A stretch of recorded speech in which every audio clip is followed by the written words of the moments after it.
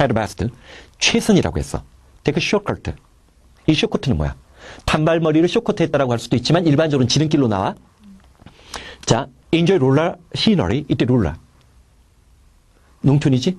농촌의 풍경을 즐기기 위해서는 지름길로 가는 게 최고야. 비록 버스 서비스, 이때 서비스는 버스 노선이야. 버스 노선, 버스 운행이 as far as, 자, 오랜만에 복습하자. 자, 누가 있다라고 했어? 가장 낮은 수준의 as soon as. 하자마자. 이제는 on ing랑 똑같으니까 사건 발생이야. 자, 그 다음. as many as를 쓰면 수량이 대체로 어느 정도 되는 거지. 그 다음. as large as를 쓰면 크기가 대략 어느 정도 어느 만큼 뒤에 있는 as가 비교의 대상이 되는 거야. 이건 나중에 또 원급 비교에서 또 복습해. 자, 근데 누구 조심하라고 했어? as good as. 마찬가지가 되지. 자, as far as. 어디까지 뭐뭐하는 한. 어디까지 뭐뭐하는 한. as long as. 길이가 대략 얼마이다? 두 번째, 뭐뭐하는 동안. 세 번째가 뭐뭐하는 한이지. as soon as. 하자마자 사건 발생. as many as. 수량이 대략 어느 정도 된다. as large as. 크기가 어느 만큼 된다. as good as. 안 떠올라. 마찬가지. far은 어디까지 뭐뭐하는 한. long은 길이가 대략 얼마이다. 뭐뭐하는 동안 뭐뭐하는 한. 자, 스파니까 여기는 뭐 스파? 우리 스파를 뭐라고 하죠? 온천?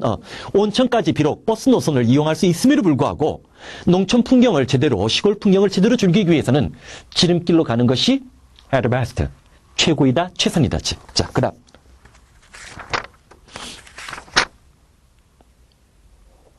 지금 몇 분 됐지? 몇 분 됐지?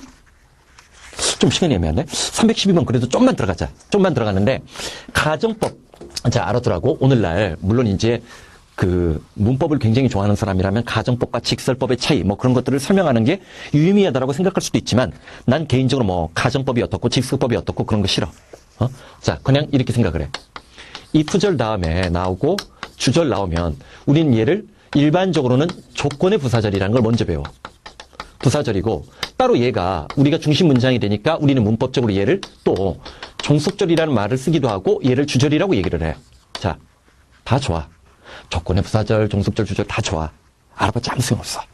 중요한 건 뭐? 따라해봐. 우리 했어. 시간과 조건의 부사절에서는 벌써 떠오르지? 시간과 조건의 부사절에서는 현재 시제가 미래 시제를 대신한다. 뭐라고 했어? 시간과 조건의 부사절에서는 현재 시제가 미래 시제를 대신한다. 그거 떠오르면 돼. 자, 봐봐. If you have an umbrella, 네가 만약에 우산이 있다면 you can go at once. 넌 지금 당장 가도 좋아. If not, 그렇지 않다면 wait a little longer. 조금만 더 기다리라고 얘기를 하는 거지.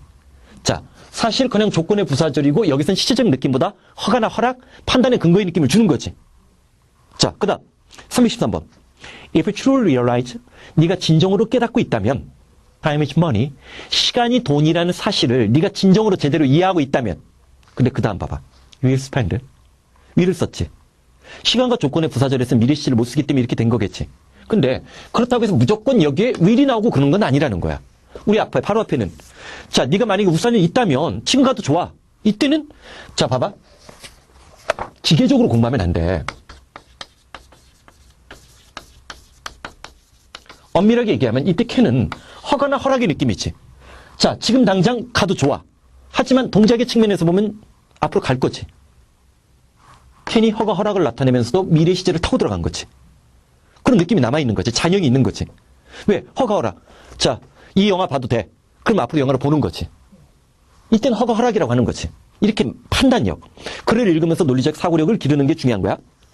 네가 시간이 돈이라는 것을 정말로 깨달았다면 너는 그 시간을 뒤에 있는 애제에다 동그라미 치고 뭐뭐처럼 뭐만큼 비교의 대상이지 돈 쓰는 것만큼이나 조심해서 쓰게 될 것이다라는 얘기지.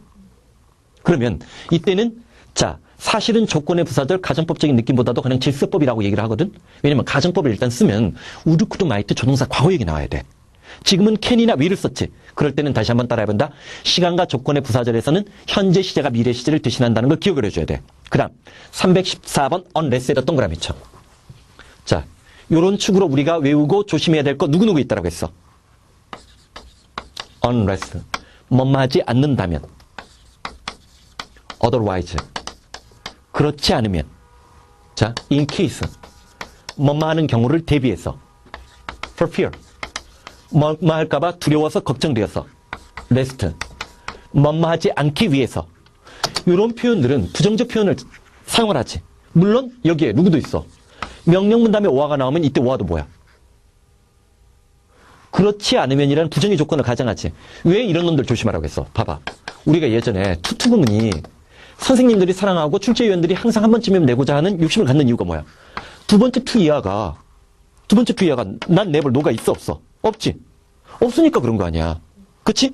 자, 그러면 devote your whole life. 이때 devote 중요하다. 응? 자, 네가 네 평생을 도입 그것에 바치지 않는다면 자, you will never learn. 너는 결코 자, 배우지 못할 거라고 했어. unless도 부정의 조건의 부사절이니까 자, 아까 뭐라고 했어? 시간과 조건의 부사절에서는 현재 시제가 미래 시제를 대신한다 라고 얘기를 하는 거지. 자, 일단 요 구조 먼저 기억을 해도 devote A to B. A를 B에 갖다 바치다, 헌신하다, 몰두하다. A를 B에 바치는 거야. 나중에 얘가 devote oneself to나 B devoted to 이런 구조로 나오는 거 나중에 이건 좀 얘기를 할 거야. A를 B에 갖다 바치다, 헌신하다. 네가 평생을. 그리고 또 하나 기억을 해도 자, 아까 어디 갔어? 얘를 우리가 일반적으로 종속절, 얘를 주절이라고 했지. 자, 거기 이세 주목을 해봐. 예전에 수능형 문법 문제가 이렇게 나온 적이 있기 때문에 일부러 훈련시키는 거야. 봐봐. 우리가 표준적으로 배운 거에 따르면 일반적으로 위치적으로 명사가 앞에 나오면 그 뒤에 누가 나오는 게 원칙이야. 대명사를 쓰는 게 원칙이지. 근데 여기 지금 it 누구로 받는 거야? 봐봐. 여러분들은 결코 another country to perfection 완벽하게 다른 나라의 언어를 말하는 것을 배우지 못할 것이다. 이때 to는 목적, 결과, 정도. to perfection의 to perfection의 to 목적, 정도, 결과. 목적, 결과, 정도. 목적, 결과, 정도. 그치? 완벽하게끔 다른 나라 말을 말하는 방법을 배울 수 없을 거다라고 했지. 그럼 이시 뭐야? language of another country지. 그러면 얘는 대명사가 먼저 나오고 그 다음에 명사가 나왔지. 예전에 수능에서 대명사 문법 문제 이렇게 내고 난 다음에 내신도 이런 축을 좋아해요. 얘가 종속절이기 때문이야. 시간이나 이유나 조건이나 양보절 같은 경우는 종속절은 우리가 주절에 비해서 부차적인 정보라고 여긴단 말이야.